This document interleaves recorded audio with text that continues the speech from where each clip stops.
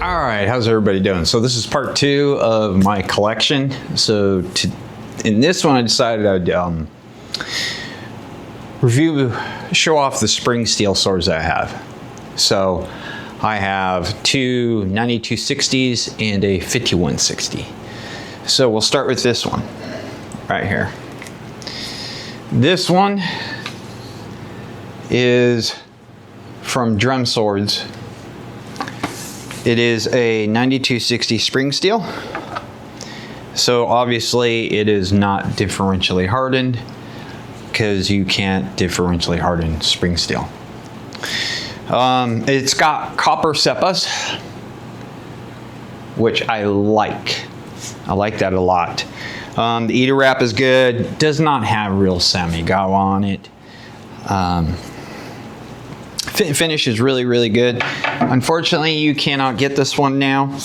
Not off Amazon anyways. You can go to their website, and I think they have it there. Drum Swords. It's spelled just the way it sounds. So yeah, I mean, this has been a really, really good cutter. Holds an edge really, really good. The nice thing about 9260 is if you make a mistake with it, you're not out a ton of money. I want to say it was just a little over $100 for this one.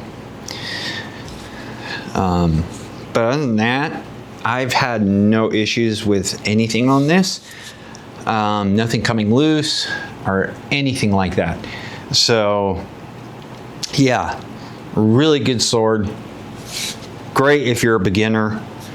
Doesn't cost a ton of money, and it will withstand accidents if you make an oops.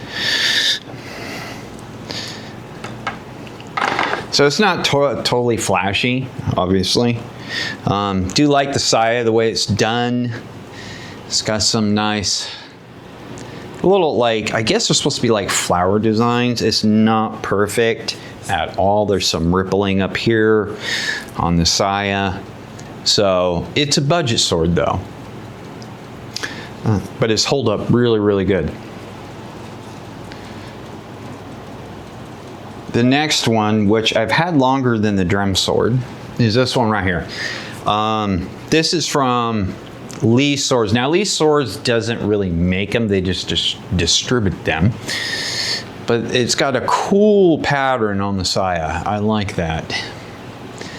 I really, really do. Simple Tsuba, nothing too flashy. Same color Ito. This one though does have real samigawa. It's just colored blue. That's all. Let's see if I get that in there. Here we go. Yeah, it's blue. So again, this is a 9260 spring steel. The only difference is it is a unukubi. So, and it's got the, I guess you would call it the leopard pattern habaki, which a lot of people hate. I don't care, it doesn't bother me. This one holds an edge pretty decently too. The only drawback to 9260, it won't hold an edge for very long. But other than that, same thing. Nothing's come loose on this. It's all been really, really solid. The Tsuba is actually steel because if you don't treat it, it actually starts showing some rust. It has a blackened coating on it. So that blackened coating doesn't last long. This one you can't get anymore neither. I think the original maker is Lee Swords, because I've seen this on their website. So I think Lee Swords just is a distributor. Don't quote me on that because I don't know if we're 100% sure. All I know is I've seen this on Lee Swords page. So that's why I say could be that. Handles really well. I mean, unukubis are always like really great trick cutters because they're so light. I'm not going to get into, you know, the design and whatnot in this. Also, either, I think it's like over here, I've done a breakdown of 9262 as well. So you can, if you want to see what 9260, the breakdown of the metal is, you can go watch that one. But another really good sword, I want to say this one was around 130, something like that. But it's been a really, really good sword. Like I said, nothing has come loose on this thing at all. Don't care too much for the Manukis. They're supposed to be like bamboo themed. They kind of move around, but you can also feel them in the palm of your hand. They kind of raise up. They're not sharp, but it can be uncomfortable at times. So yeah, there's that. And it is, as you can see, it's in the battle wrap. But another good sword for a budget, sword. Totally. And this Saya is just rocks. I like the color they did on this thing. Kosher is a tiny bit loose on this, but I don't think it's going to come off, where you don't even have to put glue on it. But yeah, I mean, another really, really good sword in my collection I like to use from time to time. Now this next one is a 5160 spring seal. And this one really impressed me. It really did. Kosher is tight. Does have some rattle to the side, but that can be fixed with like a pool noodle at the bottom, whatnot. I've done that before. Not too concerned about it.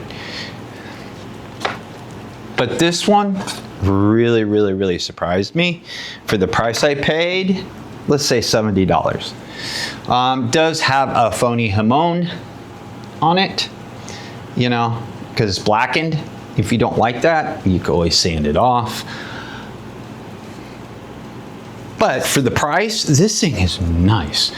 It is sharp as hell too. I have cut with this thing for over a month, off and on. Still, you have to sharpen it. Now that's the beauty about 5160. 5160 will retain its edge much longer than 9260. Now I haven't done a breakdown of the steel of 5160 yet. I still have to do that. It does not have real Samiga, of course, not for this price point. Now on Amazon, if you go to get this sword, there's two sellers. The seller who makes the sword, which I do believe it's like $78 for it. Then there's a distributor who sells this too for like $68. So, and if you keep an eye on it, you can get a deal on this thing. But it's a hell of a cutter. It really, really is. For the price. You can't beat this. And 5160 is a good steel. So is 9260. So again, for a beginner or just a beater sword, I mean, yeah. I mean, the handle could be a little bit longer. It's about 10.5 on this. I like 11, but I can still use it. So it's not a deal breaker. I really have, for this price point, no complaints about this thing. Like I said, even the Suba's tight, the Seppas, I mean, like I said, if you don't like the blackening on it, then just take it off. But yeah, I mean, granted, when I go to sharpen it, it's going to scratch it up anyways. But for this price, you just can't beat it. You really can't. And like I said, 5160 is a good spring steel. The only differences between the two, there's a couple differences.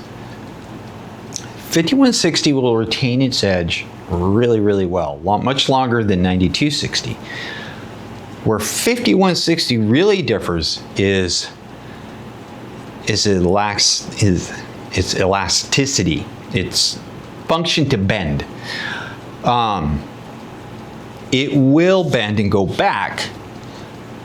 The difference is you can't do what you can with the 9260. spring steel. 9260 spring steel, you can bend it all the way to a 90 and it'll go back. 5160, you can't do that to. It's about a 45 and it'll go back, okay? It doesn't stretch as much as 9260, 50. So,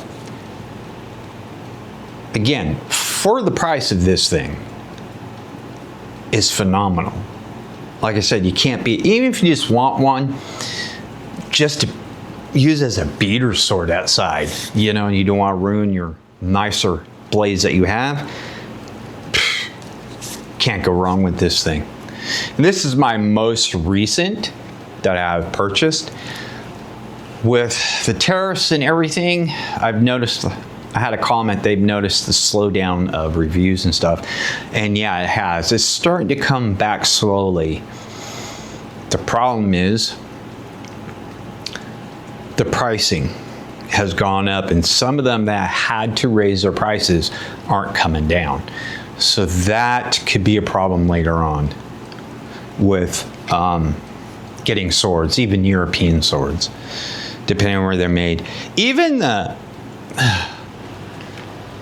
Koraguchi mouth is just well done. You can tell it's like it's a dark wood, so it's probably a really hard wood. Besides the sire rattle, and like I say, you put a pool noodle in there, and it just locks into place. Doesn't fall out. I mean, this is a banger of a sword. It really is.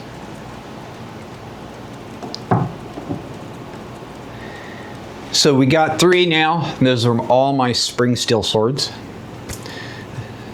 Like I said, I have 9260, and then I have 5160, and they both all 3 perform exceptionally well.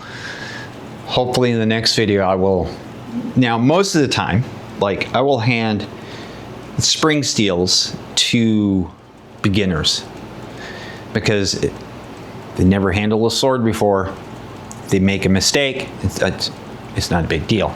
But I have one sword, and then part 3 I will bring up, that is actually a T10 blade that I use a lot for beginners.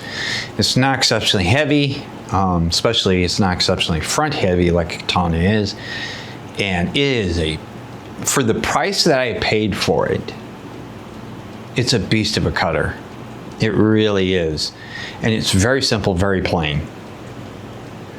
So kind of glad somebody brought up to see my collection, because like I have cut with every single sword that I have. So some more than others, which is a norm pretty much.